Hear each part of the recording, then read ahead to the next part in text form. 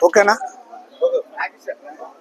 ఇవాళ పోలవరం ముంపు బాధితులు ఎవరైతే ఉన్నారో వారు గత 10 సంవత్సరాలుగా పెద్ద ఎత్తున ఇబ్బందులు ఎదుర్కొంటున్నా ఈ ప్రభుత్వానికి చీమ కుట్టినట్టు కూడా లేదు. గతంలో అధికారంలో ఉన్న జగన్మోహన్ రెడ్డి ప్రభుత్వము, అంతకుముందున్న చంద్రబాబు నాయుడు ప్రభుత్వము, నేడున్న కూటమి ప్రభుత్వము ఏ ఒక్కరు కూడా ఈ పోలవరం నిర్వాసితుల సమస్యలు పరిష్కారం చేయడానికి ఆసక్తి చూపడం లేదు. ఇది గ్యారంటీ చెప్పాలనుకుంటున్నాను. ఎందుకంటే వారు ఇవాళ పోలవరం నిర్వాసితులకు ఇవ్వాల్సిన డబ్బు ఎగ్గొట్టడానికి దాని ఎత్తు తగ్గిస్తామంటున్నారు. పైగా మన ఇరిగేషన్ మంత్రి చాలా నిక్కచ్చిగా చెప్పాడు, మేము 157 ఎత్తులో నిర్మాణం చేస్తాం, కానీ నీళ్లు అంతవరకు ఉంచాం కాబట్టి వాళ్ళకి ఇవ్వము అని చెప్తా ఉన్నారు. అంటే మీరు పరోక్షంగా మీరు ఎవరైతే నిర్వాసితులు ఉన్నారో వారి పొట్టగొట్టడానికి వాళ్ళ ప్రయత్నం చేస్తూ ఉన్నారు. ప్రతి సంవత్సరం కూడా దాదాపు జూన్ జూలై మాసాలు 2-3 నెలల పాటు అక్కడ నీళ్లు ఉంటా ఉన్నాయి. వాళ్ళు ఇబ్బంది పడుతూ ఉన్నారు. మీరేం పట్టించుకోవడం లేదు. ఏదో ఇంత బియ్యం ఇచ్చి కిరోసిన్ ఇచ్చి లేదా 1000 రూపాయలు చేతిలో పెట్టి మీరు పని అయిపోయింది అని చెప్తా ఉన్నారు. అదే ఒక టౌన్లో జరిగితే మీరు చేసిండ్రా నేను అడుగుతా ఉన్నా. ఇవాళ బుడమేరు వరదలు వచ్చినప్పుడు ఆ రోజు ముఖ్యమంత్రి గారు ఎంత పెద్ద ఎత్తున ఆ రోజు అక్కడ ఇన్వాల్వ్ అయ్యాడు. ఆ రోజు మేము కూడా ఆయన అప్రిషియేట్ చేశాం. కానీ ఇవాళ ఇక్కడ జరుగుతున్నది ఏంటి? ఇక్కడ ఎవరు రావడంలే, పట్టించుకోవడంలే. అసలు ఇక్కడున్న ప్రజాప్రతినిధులు కానీ అధికారులు కానీ మంత్రులు కానీ వీళ్ళు గాలికి వదిలేశారు.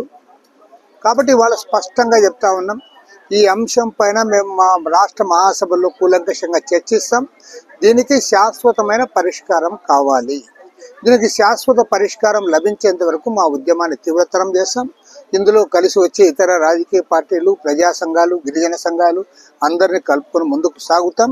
ప్రతి ఒక్క పేదవాడికి, ఇక్కడున్న నిర్వాసితుడికి న్యాయం జరిగేంత వరకు కూడా మా పార్టీ వారికి అండగా ఉంటుంది. ఈరోజు రేపు జరగబోతున్నటువంటి జిల్లా మహాసభల్లో కూడా దీన్ని ఒక ప్రధానమైన అజెండాగా చర్చించి రాబోయే రోజుల్లో ఉద్యమానికి శ్రీకారం చుడతాం. ఖచ్చితంగా అవసరమైతే ఢిల్లీ స్థాయి వరకు కూడా ఈ ఉద్యమాన్ని మేము ముందుకు తీసుకెళ్తాం. పైగా ఇవాళ చంద్రబాబు నాయుడు గారు పూర్తి డైవర్ట్ చేస్తాను.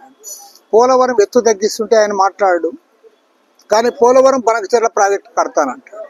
అది కూడా ఏమంటాడు, వృథాగా సముద్రంలో నీళ్లు పోతా ఉంటే కట్టుకోకూడదా అంటాడు.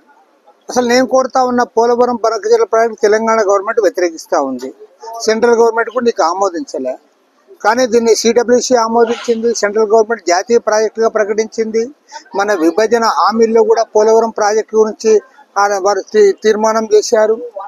మీరు దీన్ని ఎందుకు గాలికి వదిలేస్తా ఉన్నారు? దానికి సమాధానం చెప్పాలి ముఖ్యమంత్రి గారు. అరే, జాతీయ ప్రాజెక్టుగా ప్రకటించిన పోలవరం ప్రాజెక్టును వదిలేసి నువ్వు మళ్ళీ పోలవరం బనకచెర్ల అని చెప్పి వేరే దానికి పోతా ఉన్నావు. నువ్వు ఎందుకు కుప్పిగంతులు వేస్తా ఉన్నావు? ఏదైతే ఉందో దీని గురించి మాట్లాడు. అదేవిధంగా రాష్ట్రంలో పెండింగ్ ఇరిగేషన్ ప్రాజెక్టులు పూర్తి చేయడానికి దానికోసం ప్రయత్నం చేయి. నువ్వు పోలవరం ఎత్తు తగ్గించకుండా 196 టీఎంసీల సామర్థ్యంతో 45.72 మీటర్ల ఎత్తున నిర్మించి తీరాలి. అప్పుడు మాత్రమే రాష్ట్ర ప్రయోజనాలు నెరవేరడానికి అవకాశం ఉంది. 960 మెగావాట్ల విద్యుత్ శక్తి కూడా మనం ఉత్పత్తి చేసుకోవడానికి అవకాశం ఉంది. ఈ విషయంలో కేంద్రంతో మాట్లాడాలని చెప్పి కూడా సిపిఐ తరఫున డిమాండ్ చేస్తుంది.